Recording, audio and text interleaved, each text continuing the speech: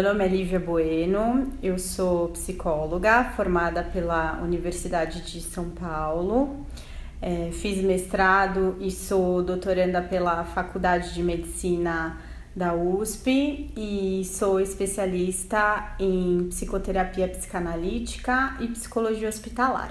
Então, eu penso que assim, a profissão organizadora de casamentos, de eventos, enfim, é uma das profissões mais estressantes que a gente tem atualmente, né? Porque você tá lidando com o sonho das pessoas e isso implica em você conseguir manter a calma e a clareza e a coerência muitas vezes quando as pessoas estão também sob um efeito de um outro tipo de estresse. Então eu penso que você pode pensar a sua preparação em 3 tópicos, assim, né? Como se preparar fisicamente, psicologicamente e profissionalmente. Fisicamente, eu acho que você tem que estar minimamente bem, assim, na sua condição física para poder aguentar uma noite de correria, que é uma noite de casamento, né? Então, se você tá um pouquinho acima do peso, precisa cuidar disso. Se você tem algum problema ou alguma dor corporal, é algo que você também tem que tratar, porque na noite do casamento você tem que estar bem, você tem que estar 100%, né? E é uma noite muito estressante de correria que vai exigir muito do teu corpo. Psicologicamente, eu penso que você tem que saber separar quais são as suas ansiedades e as suas angústias pessoais e quais são as ansiedades advindas do momento que você tá ali com os noivos, enfim, né? Então, eu sou uma super fã de psicoterapia, eu acho que todo tipo de pessoa pode se beneficiar com uma psicoterapia, não precisa ter necessariamente um problema a ser resolvido, né? No caso de uma organizadora de casamentos, é imprescindível que você esteja com a sua mente em paz, que você esteja bem, porque você muitas vezes vai ser alvo das projeções dos noivos e da família, e você precisa ter o mínimo de serenidade para aprender a lidar com isso, né? Então, acho que você fazer uma terapia pessoal vai te ajudar muito a ser uma pessoa mais calma, menos ansiosa, mais tolerante, a saber identificar o que é pessoal e o que é profissional, para que você não se sinta ofendida, né? Muitas vezes, assim, as noivas realmente elas ficam muito estressadas e elas podem ser ou mais sensíveis ou mais grosseiras em algum momento, não com a intenção de te ofender nem de te machucar, mas é importante que você saiba fazer essa diferenciação, porque se você acaba levando para o pessoal, você estraga a relação profissional que você estabeleceu com aquele casal, né? E eu acho que a terapia, nesse caso, ela pode te ajudar muito nesse sentido, né? E do ponto de vista profissional, o que eu penso que é imprescindível? Você ter um bom contrato. O que vai acabar separando a relação de amizade, de cuidado, de carinho que você pode acabar desenvolvendo com os noivos do trabalho? Um contrato bem escrito, um contrato que seja muito claro, né? Porque muitas vezes a preparação de um casamento, eu imagino que ela leva um ano e meio, até mais, enfim, depende do tamanho do evento. Então, é muito tempo de convivência com aquele núcleo familiar, né? Com a família dos noivos também, enfim. Então, você pode acabar, assim, desenvolvendo uma relação de carinho, de respeito, o que não significa que você virou amiga dos seus clientes, né? Porque aí eu acho que a amizade já extrapola algumas regras. Então, quando você tem um contrato que estabelece quais são os compromissos que você tem que ter com os noivos e quais são os compromissos que eles têm que ter com você, eu acho que isso estabelece uma relação profissional e aí a coisa não se mistura, né? Então, eu acho é muito importante que você tenha um bom contrato. Se você tem algum tipo de dúvida, enfim, procure colegas, procure na internet, consulte um amigo advogado. Eu acho que vale a pena investir num contrato que te proteja, inclusive, para na hora do estresse maior ou do impasse, você pegar e mostrar, olha, mas tá aqui, essa cláusula precisa ser respeitada, ou isso que você tá me pedindo, infelizmente, foge do meu escopo, eu não posso te atender. Então isso é algo a ser pensado também. Esse realmente é um assunto mais delicado, né? Como eu tava falando. A preparação de um casamento é uma coisa longa, você não planeja um casamento em uma semana, você tá lidando com os sonhos e as expectativas das pessoas. Hoje o mercado de casamento, ele é um mercado extremamente importante, principalmente numa cidade como nossa. É um mercado que envolve muito dinheiro, né? Realmente é um marco, né? O grande evento na vida, principalmente da noiva, né? Não querendo aqui deixar o noivo de lado, mas acho que é um grande momento da mulher, da vida dela, né? E eu penso que aí as relações podem acabar um pouco se misturando, porque se a gente parar pra pensar, as pessoas que estão se casando, elas estão muito provavelmente mais frágeis emocionalmente, né? Elas estão super empolgadas, felizes com tudo que tá acontecendo, escolher o vestido, e o docinho, e o terno, e o DJ, e música, e o local, enfim. Mas elas também, se for, claro, um casamento advindo de uma relação saudável e feliz, elas estão de alguma maneira rompendo com o núcleo familiar que elas tinham antes. Então você deixa de ser filha para ser esposa, você deixa de ser filho para ser marido. E esse é um movimento psicológico que muitas vezes os noivos não percebem, mas gera uma certa ansiedade, uma angústia, né? As pessoas brincam e falam, noiva chora o tempo todo, né? Não é à toa que eu já fui noiva também, a gente chora mesmo, porque é difícil, né? Você ir fazendo essa ruptura, por mais feliz que você esteja com o momento, com a pessoa que você escolheu. E a organizadora ou o organizador de casamentos vão ter que lidar com esse tipo de situação, inevitavelmente. O que eu acho assim super importante? Bom senso e manter a educação sempre, né? E ter a noção de que vai ser necessário um pouco mais de tolerância e continência emocional. Por isso que, como eu falei antes, é importante que você esteja com a sua mente em paz, que você esteja bem com você mesma, porque se você não tiver essa continência interna, você acaba conseguindo não lidar com essa avalanche de emoções que inevitavelmente vai vir pra cima de você. E claro, saber colocar limite, né? Eu acho que existem maneiras de você colocar os limites de uma maneira cuidadosa, de uma maneira adequada. Então, por exemplo, eu fiquei pensando em algumas situações, né? No meio em cima da hora, lá no meio da festa, precisa buscar a tia, a avó que chegou na rodoviária. Você pode ir? Não sei, você pode? Isso tá no seu contrato? Lembra que eu falei do contrato? Que é super importante para estabelecer. Por mais legal que seja a relação que você estabeleceu com os seus noivos, existem algumas coisas que não vai dar para você fazer, né? Então, olha, isso não vai dar, infelizmente, não tá no nosso escopo, enfim, não é algo que você tem que lidar, outra pessoa vai ter que resolver, geralmente um familiar.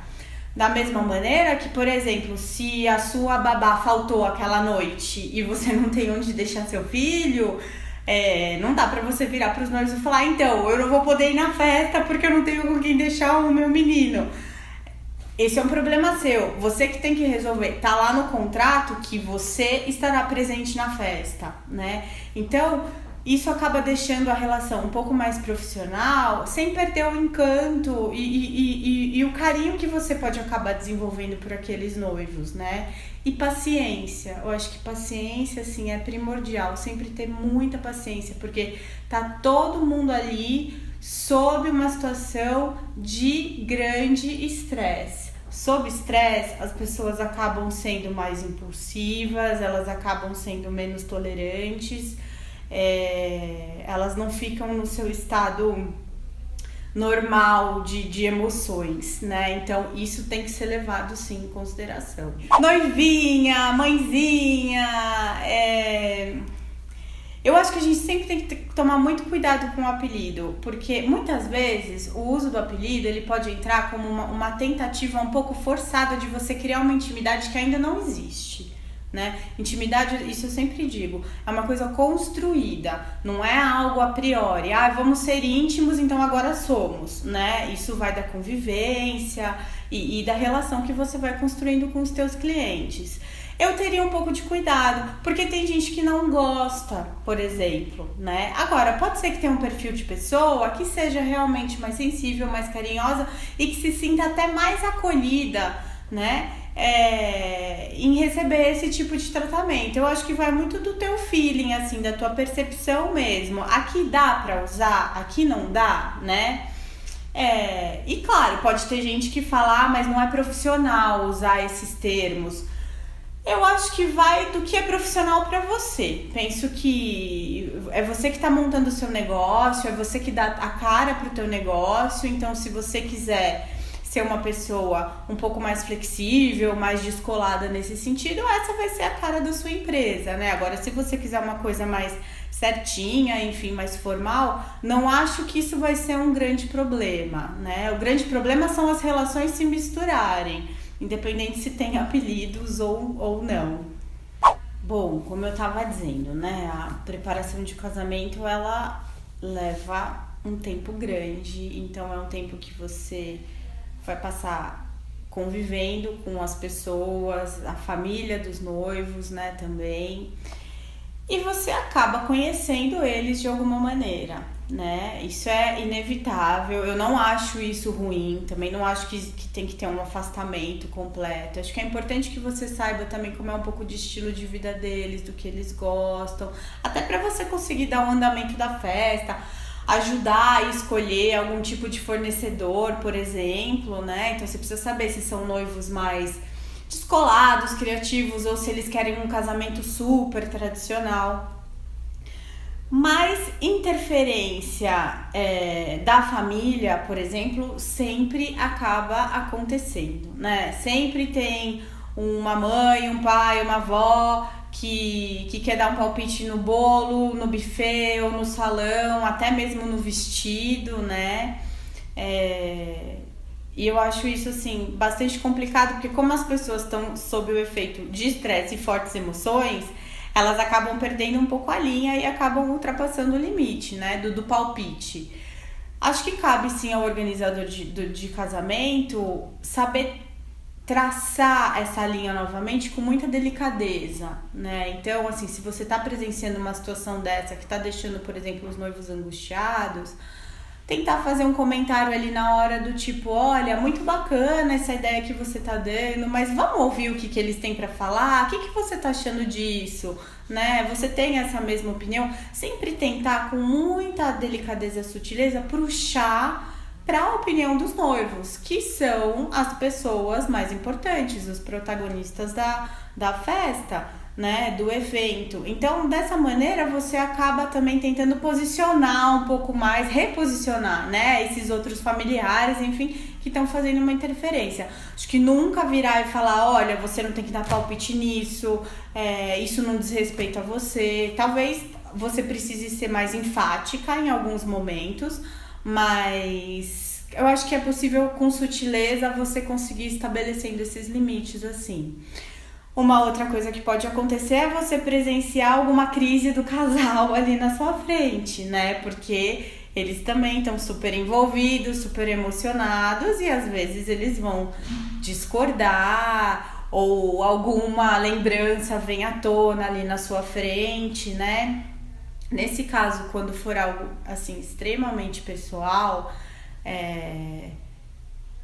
eu acho que é mais prudente você não se envolver, né? Então, se for alguma questão própria do casal mesmo, olha, gente, acho que eu tô percebendo que vocês precisam de um momento pra vocês, eu vou tomar uma água ali fora, vocês podem conversar mais à vontade, depois a gente volta pra discutir esse tópico, né? Nunca assim, verdade, ela tá certa, ou realmente ele tá certo, porque olha a história que ele tá contando, acho que você não pode tomar as dores, deixar isso ser pessoal, aí a gente sai fora do contrato, né? Acho que nessa hora o melhor é você se retirar da cena e deixar com que os dois se resolvam. Se você perceber que isso está atrapalhando o teu trabalho, por exemplo, uma coisa que eu tinha pensado, né?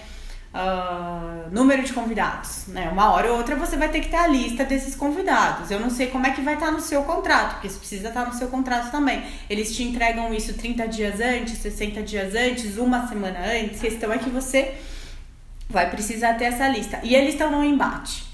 Não consegue decidir porque ela quer convidar não sei quem, ele quer convidar não sei o que, eles não conseguem se definir. Quando isso começar a atrapalhar o seu trabalho, aí talvez você possa fazer uma intervenção, mas não assim, olha, eu acho que vocês não estão com uma boa relação porque vocês não conseguem decidir o número de convidados. Não. Isso é papel ou de um familiar, enfim. Não é o seu papel. Cabe a você falar, gente, eu entendo que vocês estão com uma dificuldade, mas realmente eu preciso, pelo nosso contrato, eu preciso da lista 30 dias antes, seria importante que vocês conseguissem entrar num acordo, né? E eu acho que também cabe, talvez em último caso, ou num caso mais grave, que você vê que a coisa ali tá rompendo, sugerir um acompanhamento psicológico, uma terapia de casal. Isso é possível de se fazer. Hoje em dia a gente tem técnicas de psicoterapia breve, então em poucos encontros você consegue trabalhar com aquele casal questões específicas, aquilo que está de mais conflitivo, para eles conseguirem seguir em frente. Então eu acho que vale a pena sugerir também, né? Penso que é legal você ter alguém de referência, um ou dois psicoterapeutas que você confia ou que você já ouviu falar que fazem um trabalho bacana, para você inclusive poder indicar, né? Da mesma maneira que você indica fornecedores, você pode indicar alguém para cuidar daquela situação mais conflitiva e específica. Bom, da mesma maneira que podem acontecer imprevistos na vida pessoal dos seus clientes, na sua também pode acontecer, né? Então, algum familiar pode ficar doente, aquele exemplo que eu dei, né? De não ter alguém para ficar com o teu filhinho na hora da festa, ou você mesma não tá bem por alguma questão.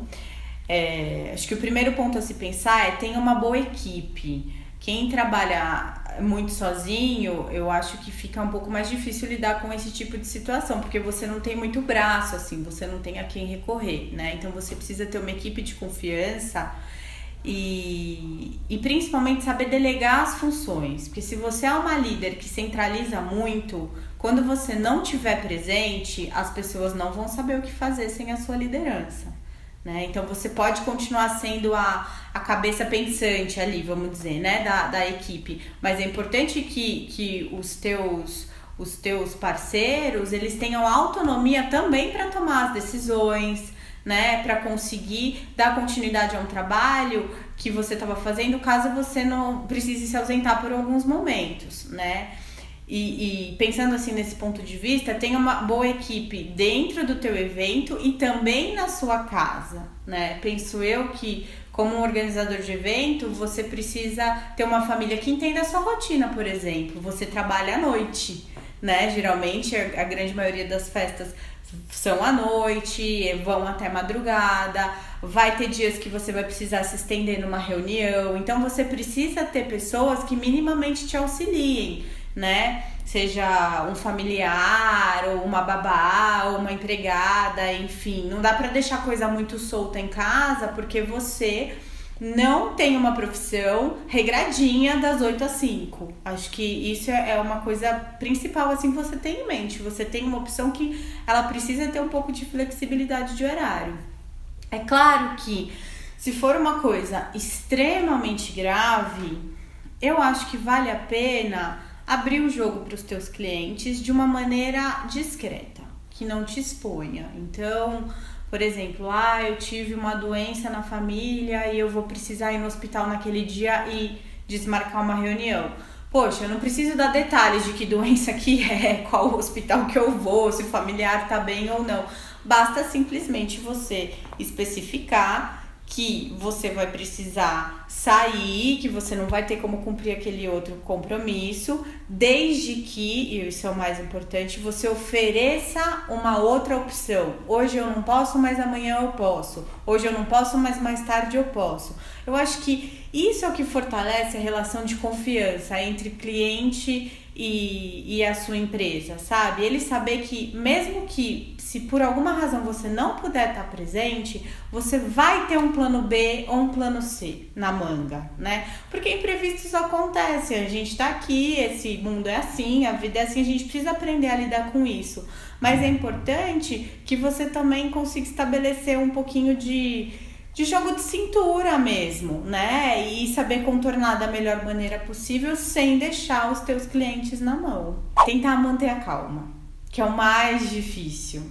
Porque, como eu já falei aqui várias vezes, né, na entrevista, tá todo mundo super feliz, todo mundo super animado, todo mundo muito empolgado, mas tá todo mundo sob o efeito de estresse. Às vezes a gente acha que o estresse, né, é uma coisa negativa, ele só aparece em situações negativas, mas o estresse não, ele é uma condição psicológica que ele aparece em qualquer situação que te tire do teu eixo, assim, do teu ponto de conforto, né? Não precisa ser necessariamente negativo. Então, um evento, uma festa, uma coisa boa pode ser estressante? Pode, muito, né? E o estresse, ele acaba gerando alguns tipos de emoções e de comportamentos com os quais talvez a gente não esteja preparado para lidar. Então, ele deixa você mais vulnerável, mais sensível, a memória pode ficar meio bagunçada, o seu sono também. Então, acho que o psicólogo, nesse contexto,